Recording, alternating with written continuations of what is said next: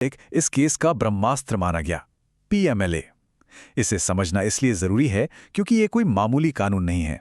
इसकी सबसे खास और खतरनाक बात यह है कि इसमें बेल मिलना लगभग नामुमकिन है। मतलब आरोप साबित होने से पहले ही आपको अनिश्चित काल के लिए जेल में रखा जा सकता है। तो एजेंसी ने जांच की, केस चला और फिर हम पहुंचते हैं इस कहानी के क्लाइमैक्स पे, अदालत का फैसला।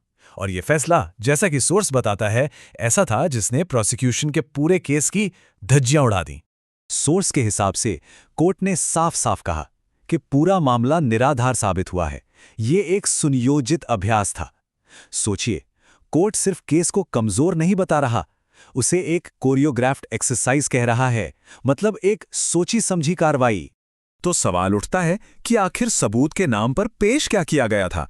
सोर्स के मुताबिक सबूत इतने कमजोर थे कि यकीन करना मुश्किल है।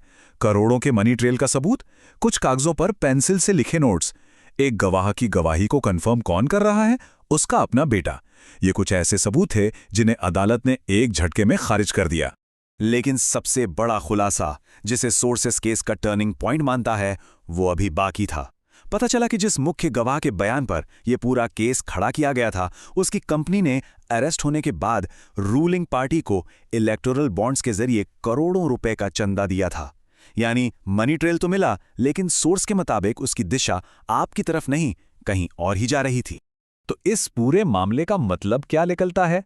क्या ये सिर्फ दो पार्टियों की एक लड़ाई थी, या जैसा कि सोर्स इशारा कर रहा है, ये एक बड़े टेम्पलेट, एक पैटर्न का हिस्सा है जिसके हमारे लोकतंत्र के लिए बहुत गहरे इम्प्लीकेशंस हैं?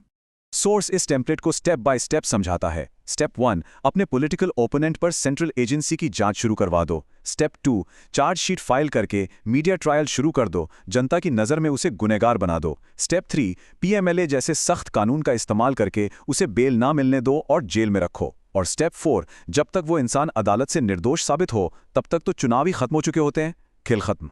और आखिर में सोर्स हम सबके सामने एक बहुत बड़ा और शायद थोड़ा चिंताजनक सवाल छोड़ जाता है कि जब वो सिस्टम जिसका काम न्याय सुनिश्चित करना है, वही सिस्टम जब खुद सवालों के घेरे में आ जाए, तो उसकी कीमत क्या होती है? क्या कीमत चुकानी पड़ती है?